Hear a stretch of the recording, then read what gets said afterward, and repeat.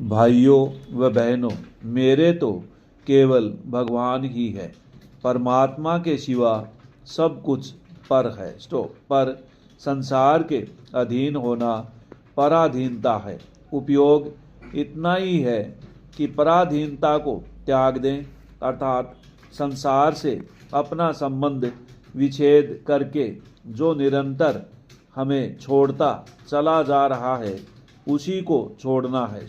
और यही साधना है। जो सदा से विमुख है वह संसार से ही विमुख होता है। और जो सदा से सम्मुख है वह परमात्मा तत्व के ही सम्मुख होता है। मनुष्य संसार में ये अपना है और ये अपना नहीं है, इस प्रकार दो विभाग किए हुए हैं। वह जिसे अपना मानता है उसी की चिंता उसे होती है, तो चिंता अपनेपन की होती है। और जिसे अपना नहीं मानता वह धराशायी हो जाए तो भी उसकी चिंता नहीं होती। तो चिंता अपनेपन की होती है। असत संसार में जो आकर्षण या प्रियता है वह आसक्ति कहलाती है। वही आकर्षण भगवान में हो जाए तो उसे भक्ति या प्रेम कहते हैं। धन में, भोग में, परिवार आदि में जो हमारा खिंचाव है वह खिंचाव भगवान की तरफ होते ही भक्ति हो जाती है।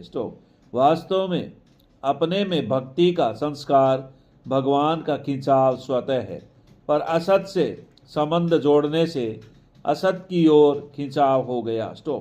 लक्ष्य परमात्मा की प्राप्ति होने पर असत का खिंचाव मिट जाता है। पैरा मनुष्य का कल्याण किसी परिस्थिति के अधीन नहीं है, अधीन उसके सदुपयोग में है। कैसी ही प्रतिकूल परिस्थिति क्यों न हो उसमें वह अपना कल्याण कर सकता है।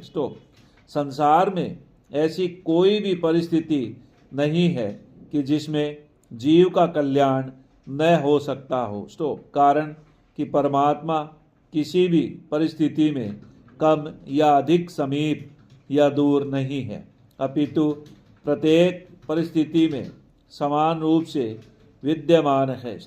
हमारे सामने चाहे जैसी परिस्थिति, अवस्था, देश, काल, व्यक्ति, वस्तु आदि आए, वह सब की सब परमात्मा की प्राप्ति में साधन सामग्री है। यदि मनुष्य उसका सदुपयोग करने की विद्या सीख जाए तो फिर उसका कल्याण निश्चित है। प्रतिकूल से प्रतिकूल परिस्थिति आ जाए तो उसके एक तो पापों का नाश होता है और एक नया विकास होता है, परंतु दुख से दुखी होने पर विकास रुक जाता है।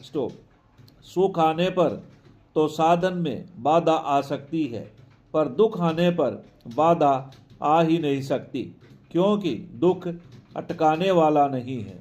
इसलिए सुख आए या दुख, नफा हो या घाटा, बीमारी आए या स्वस्थता, आदर हो या निरादर, प्रशंसा हो या निंदा, प्रत्येक परिस्थिति में मनुष्य को समान रहना चाहिए। ऐसा सुख आ जाए, इतना नफा हो जाए, ऐसी प्रशंसा हो जाए आदि की इच्छा रखने से वैसा तो होता नहीं, वह मुफ्त में दुख पाता रहता है। सुखदायी परिस्थिति में सुखी होना भी भोग है और दुखदायी परिस्थिति में दुखी होना भी भोग है। परंतु दोनों परिस्थितियों में सदुपयोग किया जाए तो भोग नहीं होगा, अधिक योग होगा, अर्थात उसके द्वारा परमात्मा से संबंध हो जाएगा। भोगी व्यक्ति योगी नहीं हो सकता। Full stop. अध्यक्ष महोदय, गांधी जी ने सभी राजनीतिक कैदियों को सलाह दी थी कि उन्हें आदर्श कैदी के रूप में व्यवहार करना चाहिए, परंतु लेखक के विचार में वे स्वयं भी आदर्श कैदी नहीं थे।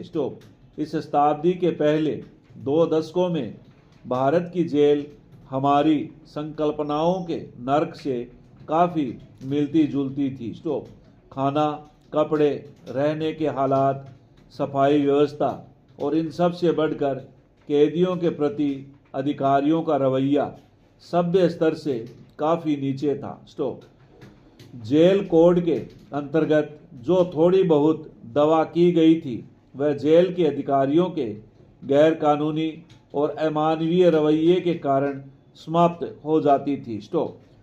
राजनीतिक कैदी यह कार्य अपने ऊपर स्वयं लाद लेते थे और स्वेच्छा से तकलीफें उठाकर अधिकारियों के विरुद्ध कठिनाइयाँ उत्पन्न करते थे ताकि सरकार को मजबूरन जेल के हालात में सुधार करना पड़े। स्टॉप। गैर कानूनी ढंग से कैदियों को पीटना और क्रूर यातनाएं देना एक आम बात थी। मारपीट से कैदियों की मृत्यु हो जाना कोई असाधारण बात न थी। जेल के कर्मचारियों में भ्रष्टाचार सामान्य रूप से फैला हुआ था। स्टॉप। सच्चा और ईमानदार जेल अधीक्षक शायद ही कहीं हो। स्टॉप। अतः लेखक और उसके साथियों को अनुचित रूप से गड़बड़ करके या भूख हड़ताल करके अधिकारियों के लिए कठिनाइयाँ पैदा करनी पड़ती थी। स्टॉप। इस प्रक्रिया में राजनीतिक कैदियों का पूर्ण रूप से स्वास्थ्य खराब होना सामान्य बात हो गई थी। स्टॉप। इस प्रकार विश्व युद्ध के दौरान जेलों की हालत में कुछ सुधार हुआ क्योंकि उस समय विभिन्न जेलों में बड़ी संख्या में राजनीतिक कैदी रखे गए थे। स्टॉप। एक प्रकार से वे जानबूझकर कठिनाई पैदा करने वाले थे और निश्चित रूप से आदर्श कैदी न थे। स्टॉप। स्वयं गांधी जी ने अधिकारियों के लिए कठिनाइयां पैदा की जब भी उन्हें कैद किया गया। स्टॉप। पैरा। गांधी जी भिन्न अर्थों में कठिनाई पैदा करने वाले थे। जब भी उनको जेल में रखा गया वे जेल में आने के तत्काल बाद सरकार को मुख्य रूप से राजनीतिक मामलों पर परंतु प्राय जेल के हालात पर भी पत्र लिखने शुरू कर देते। जब 9 अगस्त 1942 को उनको गिरफ्तार किया गया तो उनको पूना के निकट आगा खां महल में ले जाया गया और उनके अन्य साथियों कार्यकारिणी समिति के सदस्यों को अहमदाबाद के किले में नज़रबंदी के लिए ले जाया गया। स्टॉप। गांधी जी और अन्य कांग्रेसी नेताओं को एक विशेष रेलगाड़ी से चिंचवड़ स्टेशन ले जाया गया। स्टॉप। वहाँ 2 दलों को अलग अलग कर दिया गया। स्टॉप। गांधी जी आगा खां महल में 9 अगस्त को सवेरे पहुँचे। Full stop. कांग्रेस जनों को अपनी अंतिम सलाह उन्होंने प्यारेलाल को इस प्रकार लिखाई थी। अहिंसा में विश्वास रखने वाले स्वतंत्रता के हर सिपाही को चाहिए कि वह करो या मरो का नारा लिखे और इसे अपने कपड़ों पर लगा ले ताकि यदि सत्याग्रह में उसकी मृत्यु हो जाए तो उसे सत्याग्रही और अहिंसा में विश्वास रखने वाले के रूप में पहचान लिया जाए। स्टॉप। देश के नाम उनके ये अंतिम अनुदेश थे। Full stop.